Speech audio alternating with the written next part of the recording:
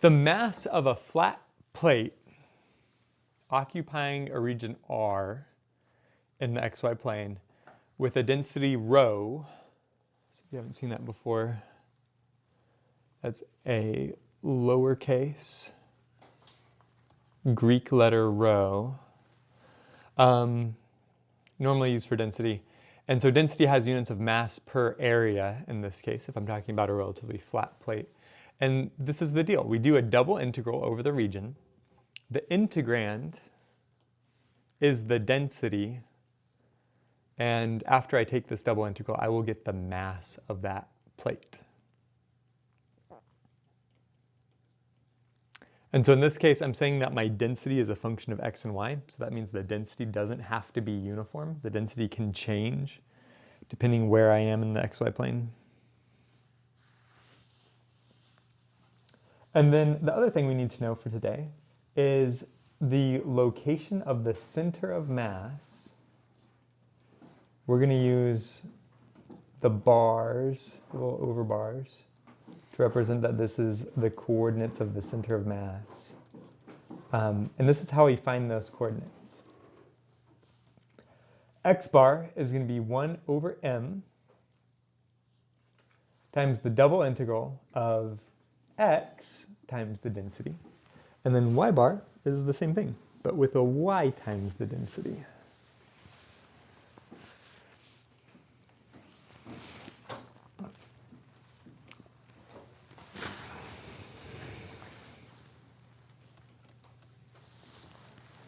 And the more intuitive definition is this. If I were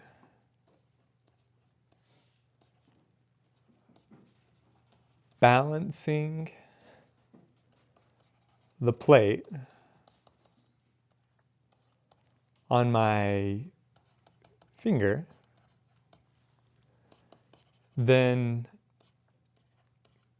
I would put my finger on the center of mass.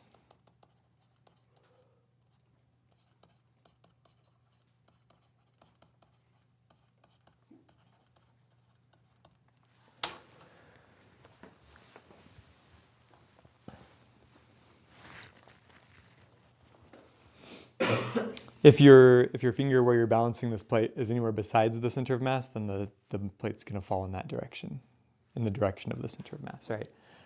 So if you have a plate shaped like Kansas, you are not going to try to balance that over Olathe.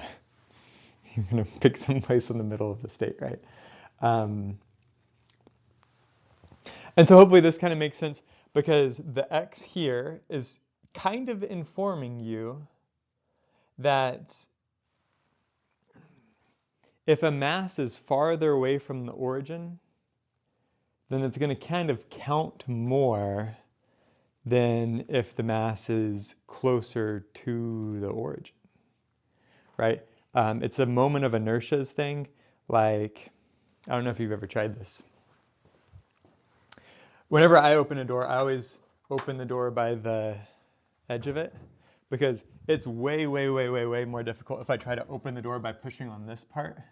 Like if I push next to the hinges, now I've got to put a lot of effort into like opening the door. But it's pretty easy if you grab it far away from the hinges. Because even though I'm applying less force, I get a greater moment of inertia there. And so that's what these little x's and y's are doing in the integrand, is it's taking into account the fact that around that pivot point, a mass that's farther away is going to count more than a mass that's closer to the balance point. And so these are the reasons we have these formulas, and you should know this for your upcoming test. So the way we solve this problem, find the mass and center of mass of the plate occupying the region R with a density given by x times y. So step one, we want to find the mass.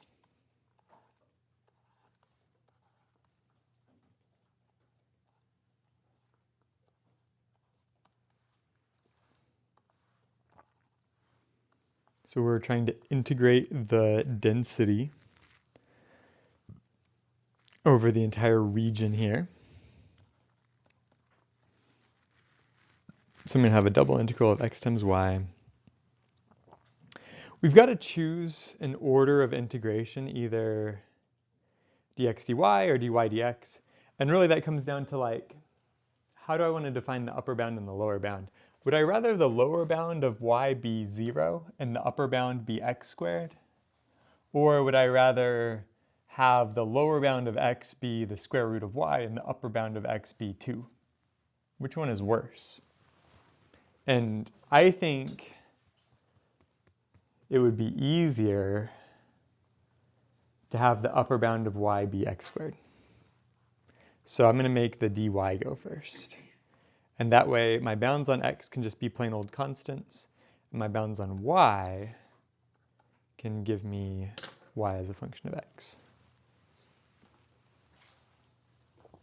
Because remember, for your inside integral, your bounds can be not constants if you want to. Your bounds can be a function of x because I still have the outside integral to get rid of the x's. But for the outside integral, my bounds have to be constants. Because when I'm done evaluating this thing, I want an answer. So that's how I'm going to set up my double integral. And then to solve this thing, we just have to take the antiderivative of xy with respect to y. What's that going to be?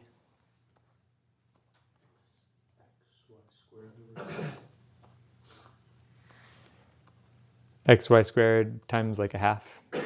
Yeah.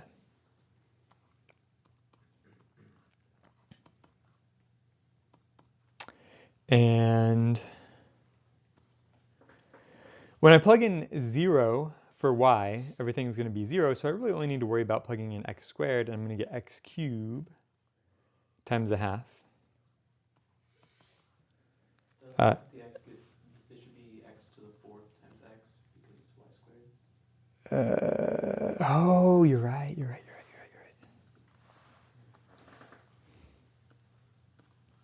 Thank you.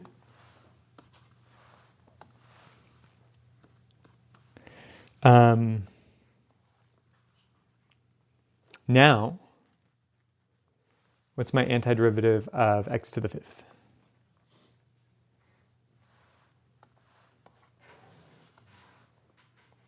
X to the 6th over 6. Yeah. Could raise that to the 6th power. It doesn't matter what happens when I plug in x equals 0. I mean, it does matter. Everything's going to be 0 though.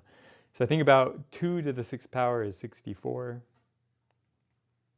64 divided by 2 is 32.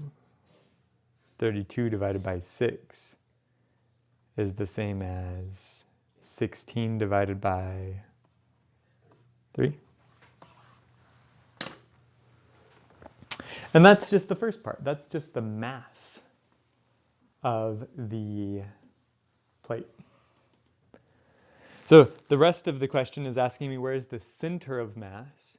And for the center of mass, we've got to find the x-coordinate, which is 1 divided by m times a double integral over this region. Let's just reuse the one we have. That seemed to work pretty well. So we'll just reuse that one. And this time, since it's the x-coordinate, it's going to be x times rho. So I'm going to use the integrand x times y.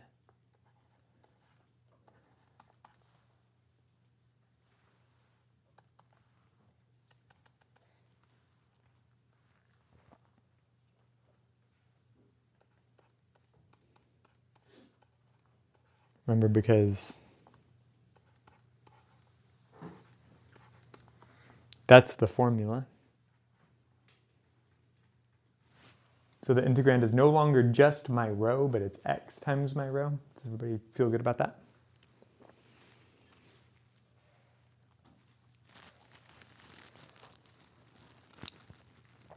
And so everything's going to proceed just like it did before. except that I'm going to get to this point, and it's going to be 1/2 x to the 6th power instead of 1/2 x to the 5th power like we had over there. Because this time I've got an extra little x.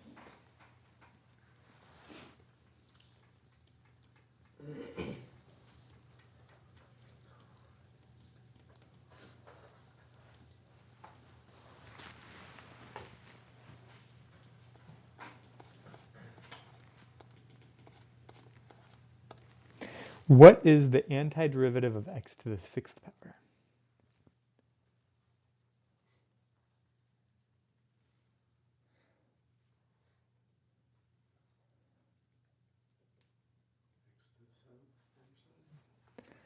Yep. 1/7 times x to the 7. So it's going to be 1/m times 1/7 times x to the 6th power, which is 64. M is 3/16. Or sorry, 1/m is 3/16 because m is 16/3. 64 divided by 16 is... Yeah, why did we drop that? Huh? Did you lose the 1/2? Where'd that go? Great question. This is 2 to the 7th power. And 2 to the 7th power divided by 2 would be 2 to the 6th power. And so that's why I wrote 64. Yeah. Thank you for keeping me honest out here, though. I need that level of accountability. Otherwise, I'll keep making mistakes. So I think that's it. Not so bad. And remember, that's my x coordinate of my center of mass. We've got one more integral left to take, and that is the y coordinate of the center of mass.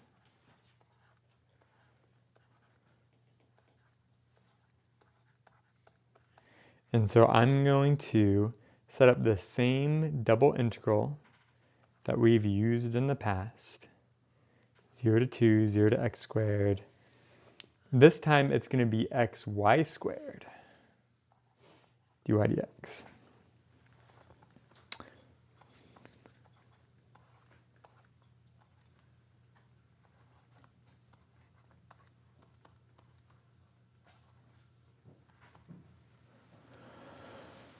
So what's the antiderivative of xy squared with respect to y?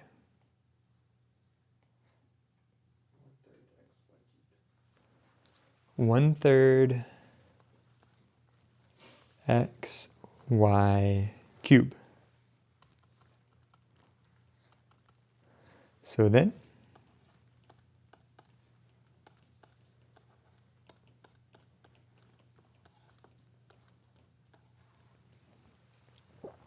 we plug in y equals x squared, and we get y to the 6th, no, x to the 6th power plus times another x, so that's x to the 7th power. What is the antiderivative of x to the 7th power?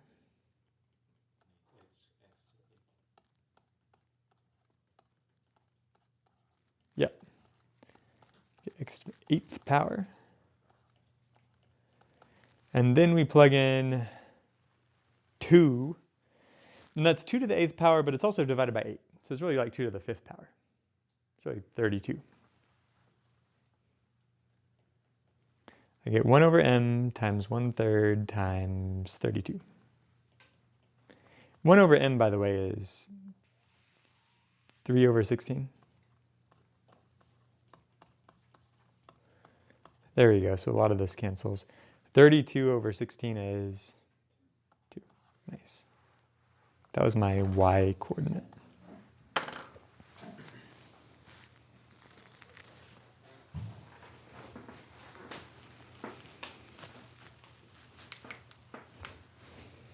that easy? Hard?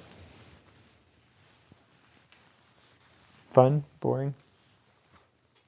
Happy? Sad? Yes? Okay. So this is not so bad, I don't think, because we've done double integrals before. I personally think the trickiest part of a double integral is just choosing the bounds. And we've talked about that before, but just like figuring out what has to be your upper bound and your lower bound for your y and your x variable, that's the hardest part, I think, is looking at that region and figuring that out. But once you can do that, once you can figure out what those bounds should be, then it's just a matter of memorize this, right? Memorize the formulas and you're good to go. One more thing I'm going to tell you is now that I have the coordinates 12 over 7, which is 1 plus 5 over 7, and 2, I'm going to plot that point. Here's 1 plus 5 over 7. Here's 2. That's supposed to be my center of mass.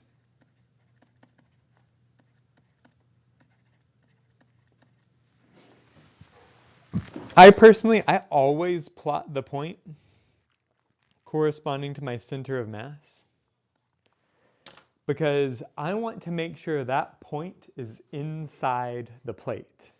If I had a center of mass that was like outside of the plate, that would be bad news. If you find that your answer is over here, you know you got the wrong answer, you better go back and fix it. You better go back and find your mistake. I know that doesn't look like it's the center of mass, but keep in mind that this plate does not have uniform density. If this plate had uniform density, then the center of mass would probably be right there. But the density increases with x and y, so we expect the center of mass gets moved then farther away from the origin, because this part is the most dense part of the plate, and this part is the least dense part of the plate. So it makes sense when you think about it. But always kind of sanity check your answer. Or if it doesn't make sense, go back and fix it. Any questions?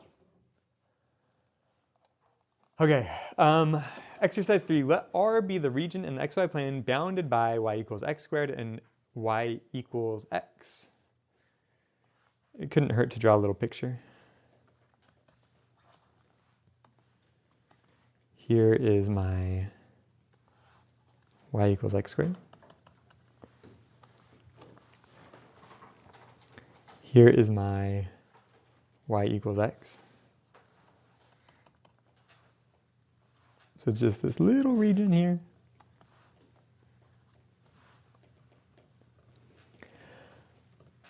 Calculate the mass and center of mass for the plate occupying the region R with density rho equals xy.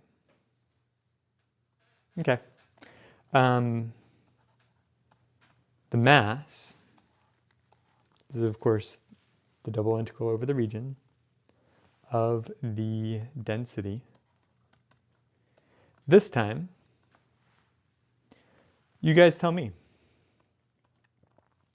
What should I choose for my order of integration? Do I want it to be dy dx or dx dy?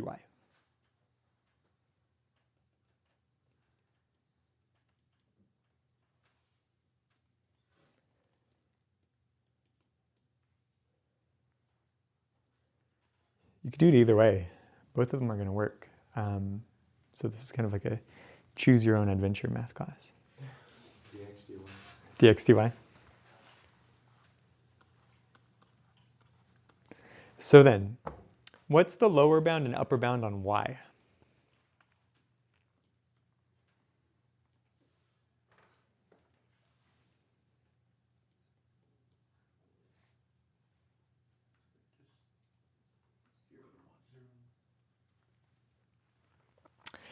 Y is allowed to go from 0 to 1 because here's 0, that's the smallest value of y during this plate, and then this point is 1 because of the curve y equals x squared and the curve y equals x intersect each other when x is equal to 1 and y is equal to 1. So my bounds on y go from 0 to 1. What are the bounds on x?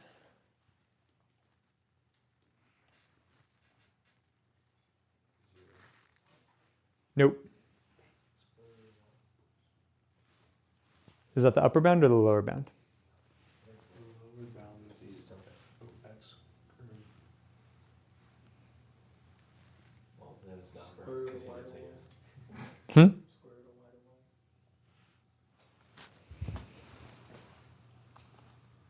to 1.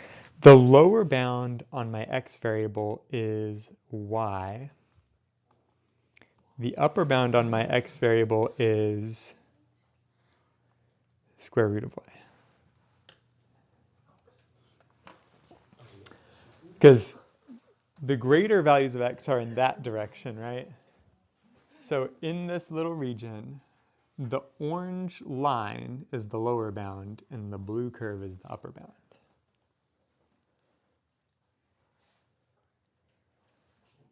This is why I said, this is the hardest part, is figuring out the bounds on the So integral. if we switched out on a test and we went through and did the whole math, would our answer get us in that little area, or would it be way off?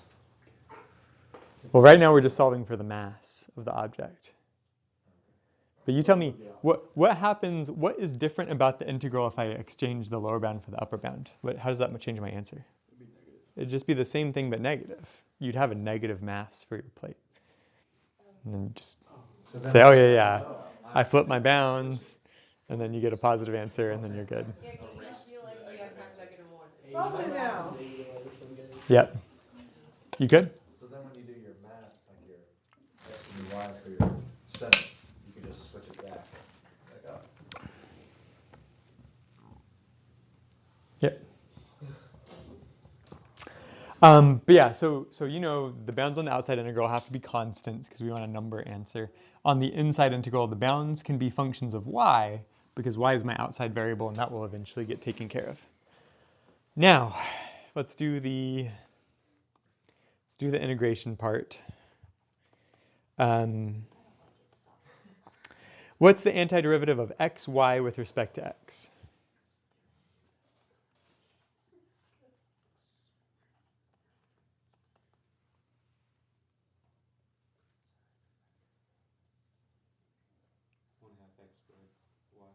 There you go. Very good. So now we need to plug in the square root of y for x, which is going to give me y squared. And then we subtract what we get if I plug in x equals y, which is y cubed.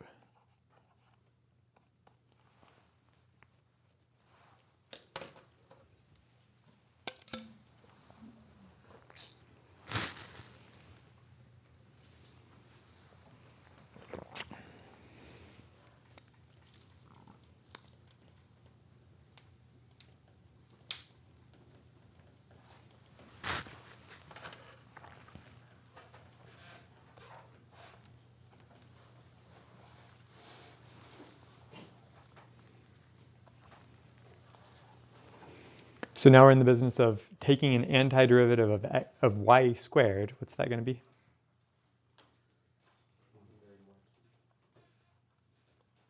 And an antiderivative of y cubed, which is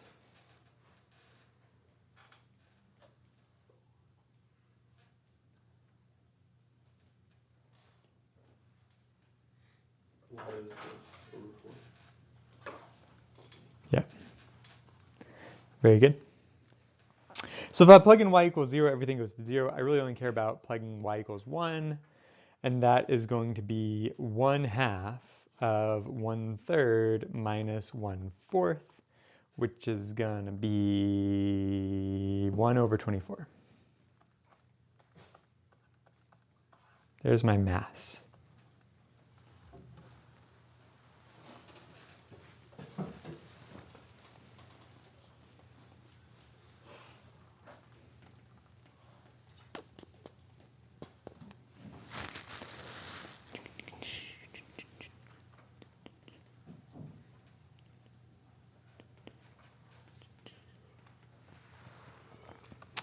Now we want the x coordinate, and that is the double integral over the same region of x times rho. And so we're going to reuse the double integral we've already picked out, which was 0 to 1. Oh, sorry, I forgot something. What did I forget? 1 over m. Yeah, 1 over m.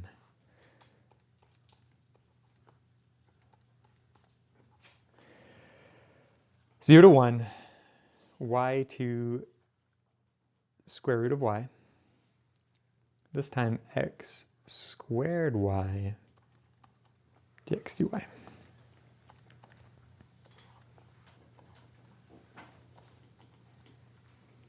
It's integral from 0 to 1.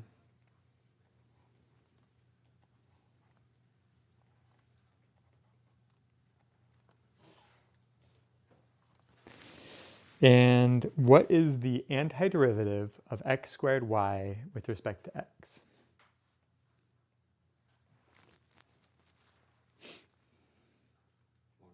X squared. Y squared.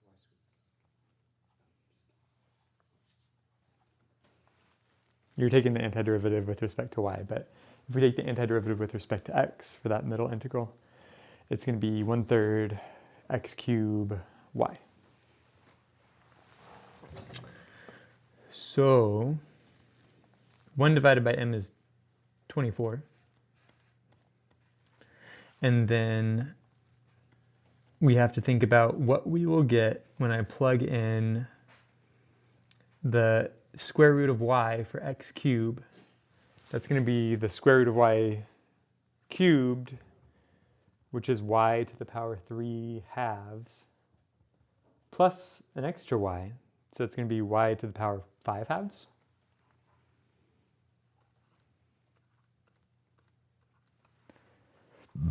Minus what I get if I replace the x with y. Y to the 4th.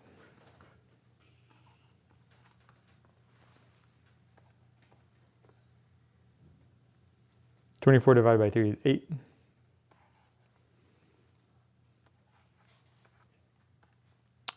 What's the antiderivative of y to the 5/2 power?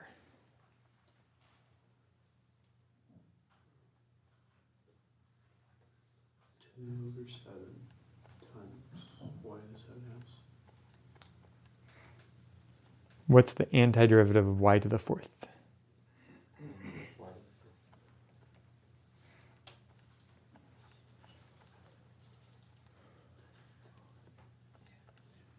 So if I plug in 0, everything goes to 0. If I plug in 1, I get 8 times 2/7 minus 1/5, which is going to be 10/35 minus 7/35, which is going to be 3/35, which is 24/35. That's my x coordinate.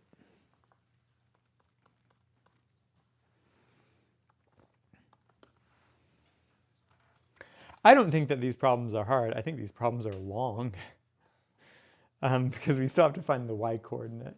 And the y coordinate is going to be 1 over m double integral of y times rho, which is going to be 1 over m integral from 0 to 1 integral from y to square root of y, this time x y squared dx dy equals 1 over m integral from 0 to 1 of, and we're at the point where I want to take an antiderivative.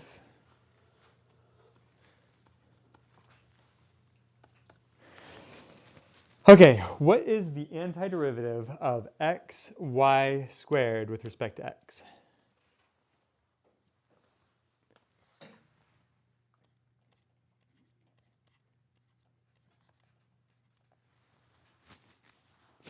One half x squared y squared. Now, I've got 1 over m times 1 over 2. What is 1 over m? That's 24. And times 0 to 1 of, if I plug in x equals the square root of y, that's y times y squared, that's y cubed. And if I plug in x equals y to the fourth,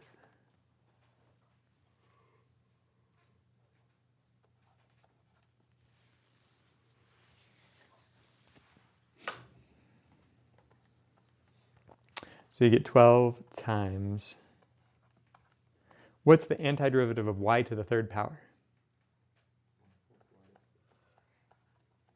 What's the antiderivative of y to the fourth power? 1/5 y to the 5th.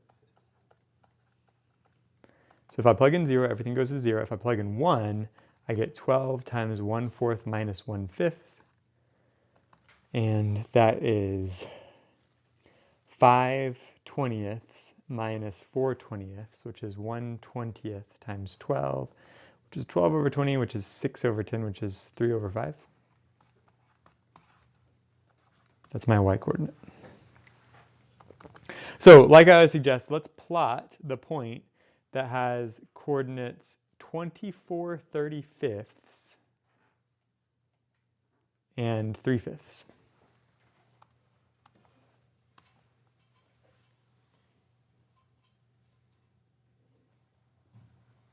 It's about there, right? Because 24/35 is really close to 24/36, so it's about 2/3 of the way out. And then 3/5 might be a little bit lower there. But it kind of seems like it makes sense. It's not something super crazy. It's at least it's within my little plate.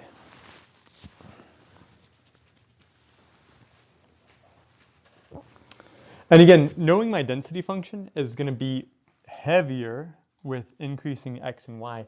The most dense part of this plate is over on this corner. The least dense is closer to the origin. So we actually expect that the center of mass is not going to be in the middle like it would be with uniform density, but it's going to be scooted over towards the more dense part. So that makes sense.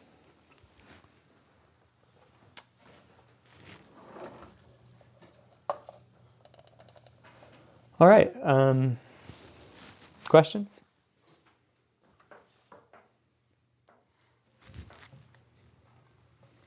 I think the hardest part is just the balance. Still, Doing bounds? yeah, it's just the part I don't understand. Okay. We still got some time in class.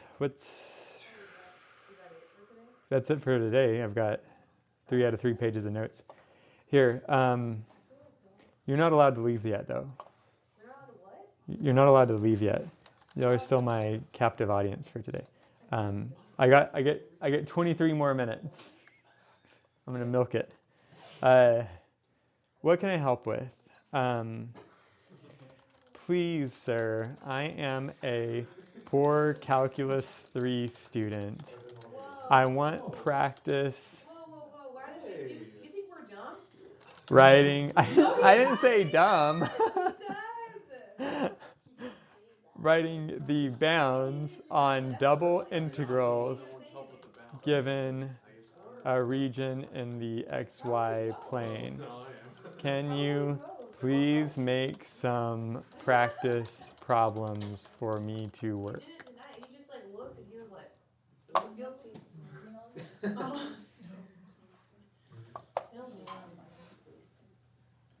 Practice problems. It's way nicer to ChatGPT than me. What did it say at the top? Do it now or else. We just did number 6, the region bounded between y equals x and y equals x squared. We literally just did that.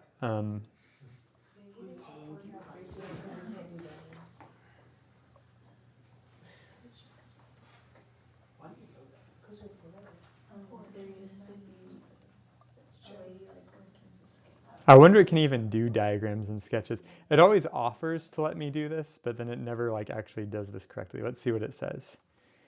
Yep.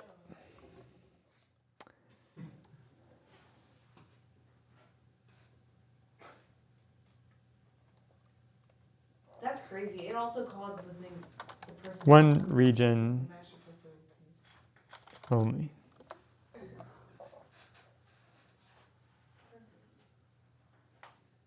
is how my coach texts on group chat.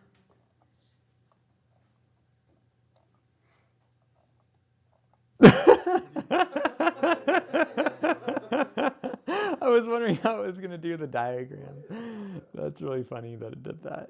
Instead of like making a picture, like making an image, it was just like, nope, this is what we're going to do. We're going to do little slashies. Okay. All right, so ignore that. We're going to do,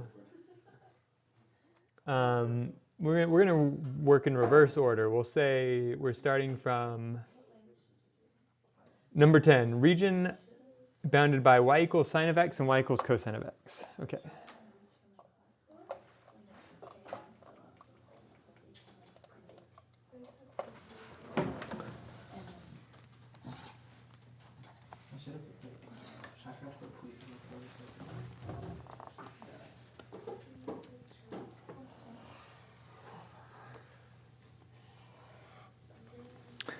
So this is the sine function. And this is the cosine function.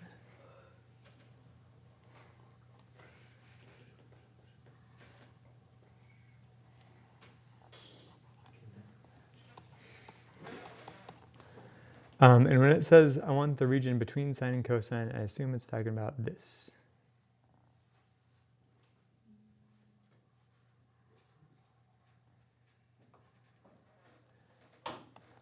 Will you give us the function on the test? Yeah.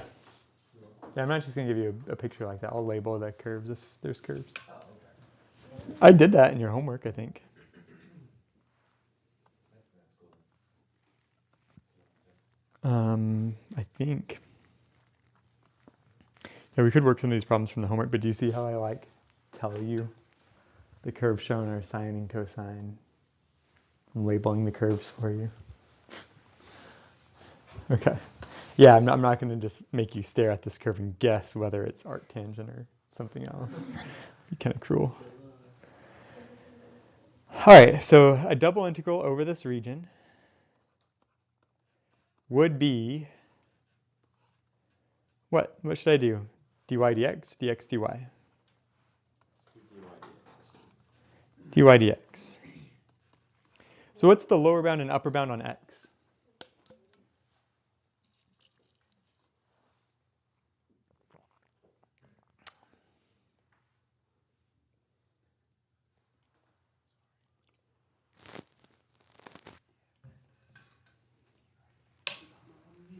No, I know.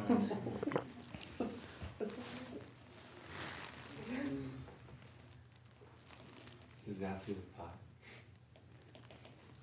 It does indeed have to do with pi.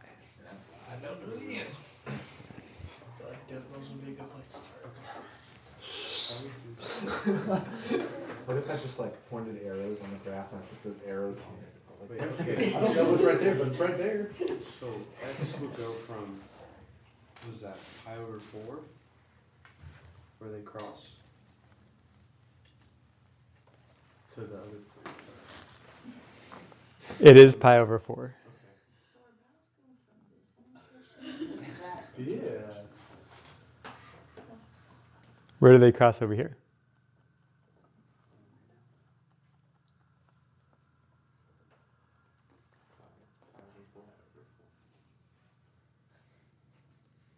No. Pi 8. Pi Oh, 2. it's greater than 2 pi. Pi. Pi over 6. I don't know. Come on, Blake. It's greater than Pi. It's gotta be. I don't even know what this means. I think you said the right answer, actually. Do you say 5 pi over 4? Oh. I just wasn't giving you credit when you were saying numbers too fast for me to think.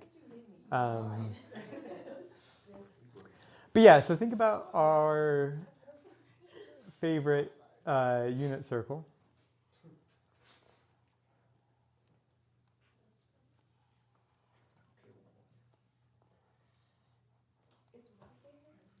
You know, on the unit circle, cosine is the x-coordinate and sine is the y-coordinate. And the x-coordinate and the y-coordinate are the same when I have this angle, pi over 4. And they're the same again when I have this angle, 5 pi over 4, because they're both negative over here. Negative, negative, positive, positive, and they're the same. So pi over 4 and then 5 pi over 4 when they're both negative, those are the bounds. And so since x is my outside variable, it has to have constant bounds. Okay, what are the bounds on the inside integral now?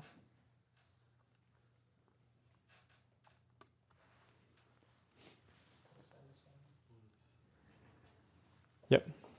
Which one is the lower bound? Yep.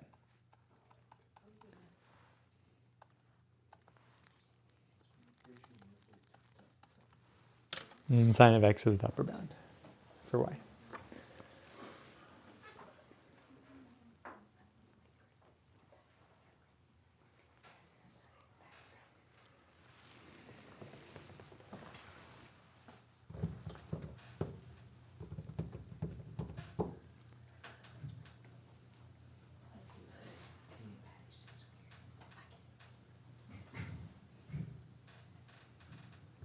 So then do we do x and y?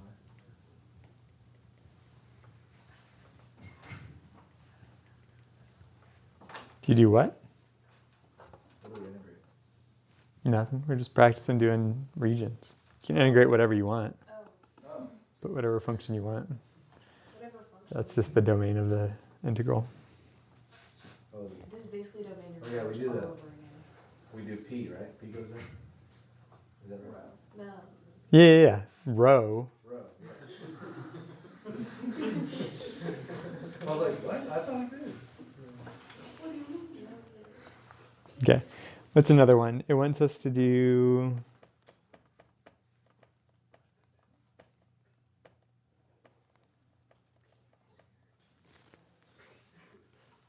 The region bounded by y equals 0, y equals x, and y equals 2 minus x. Okay, that's fine. Let's try that. I just need a blank piece of paper.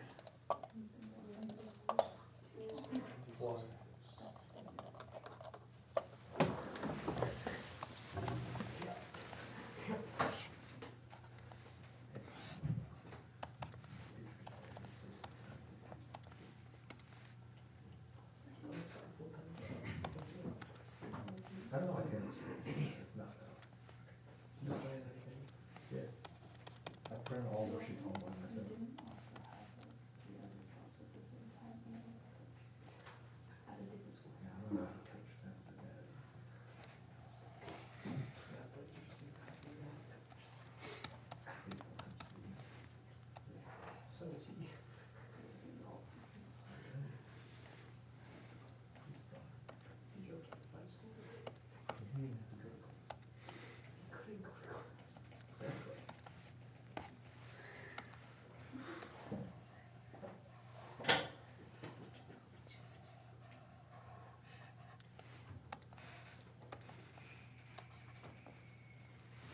Okay.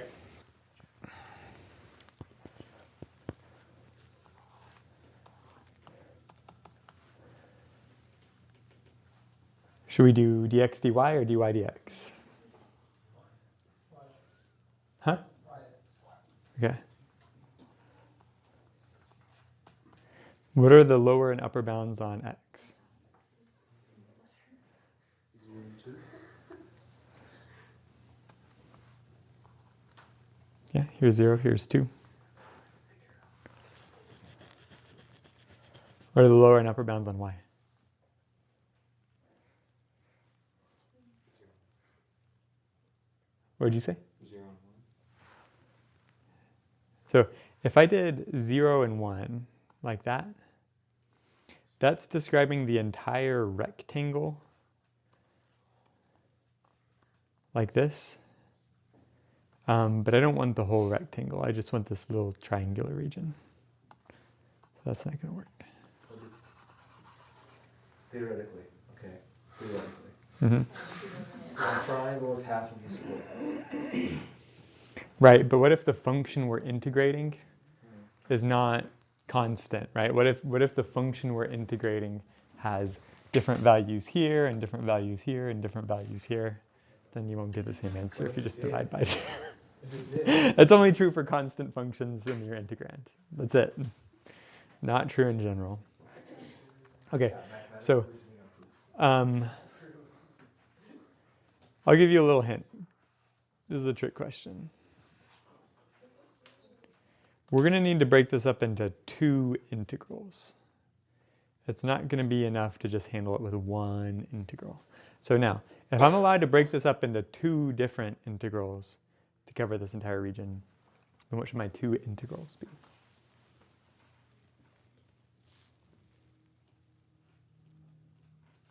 The first one's going to have lower bound 0 for x and upper bound what for x? 1. And then for y, what's the lower bound on y? 0. Upper bound x. Very good. And then this one's going to have lower bound what for x? 1. And then upper bound 2. And this one for y is going to have lower bound, upper bound 2 minus x. So the first integral is going to cover this part, the first triangle where the blue line is on the upper bound. And then the second integral is covering this part where the red line is the upper bound for y. Now, let's try again. This time, I'm going to pick out the order of integration dx dy. You tell me what's the lower bound and upper bound of y? 0 and 1. What's the lower bound of x?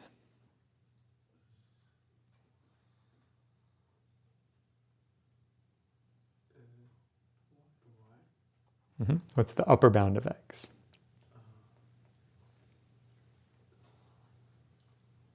2 minus y. Perfect.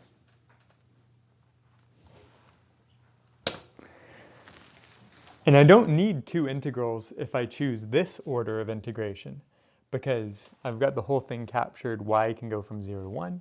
And on the x direction, the lower bound of x is the blue line and the upper bound of x is the red line. So x can go from y up to 2 minus y.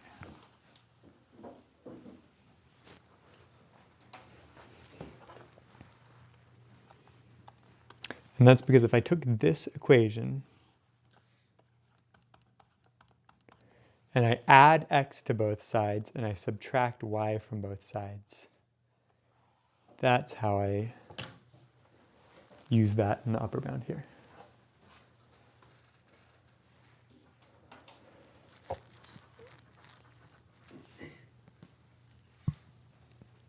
So you can do either way.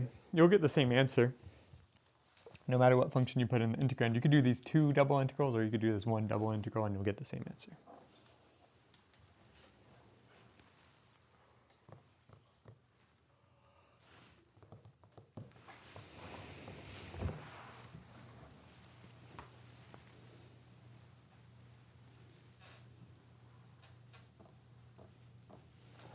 Okay. What else do we got here? Number 8. R is bounded by y equals square root of x and y equals x squared. Uh-oh, what happened? Someone draw that picture.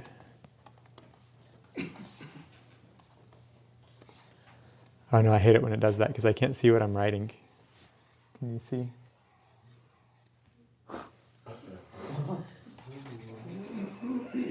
I don't know how to fix that when that happens. Let me try again. Okay, fix. Here we go. Here's my curve, y equals square root of x. And then here's my curve, y equals x squared. There's my little region. If I have a double integral over this region, what order should I choose, dx dy or dy dx? dy dx.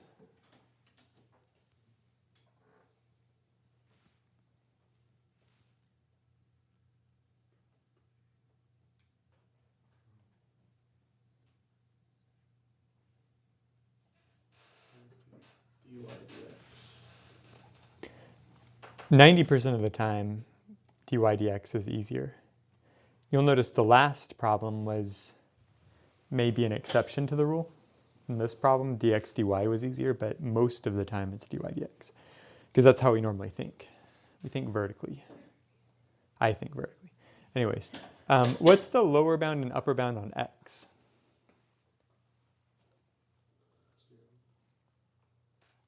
0 to 1? Yeah, so this point where these curves intersect is 1. 1. What is the lower bound on y?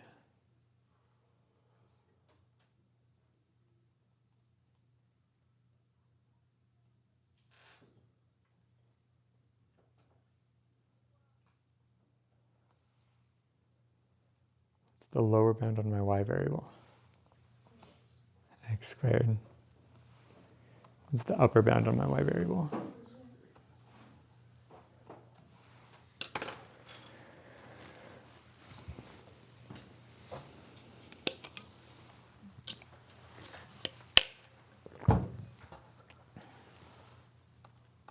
Let's reverse the order of integration and see what we get. What's the lower bound on y? 0. Upper bound? 1. What's the lower bound on x?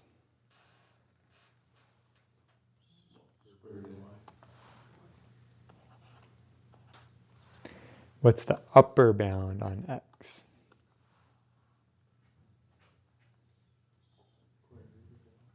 Square root of y.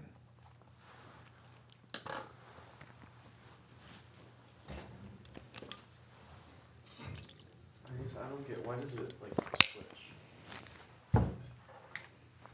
So this is the x-axis, right? So the larger values of x are on this red curve versus the blue curve, right? Choose a y value, and then the x value on the red curve is larger than the one on the blue curve. So the red curve goes on top, the blue curve goes on the bottom in the x direction. And then you just solve these equations, take the square root of both sides. And for this equation, square both sides to get the equivalent explicitly solved for x.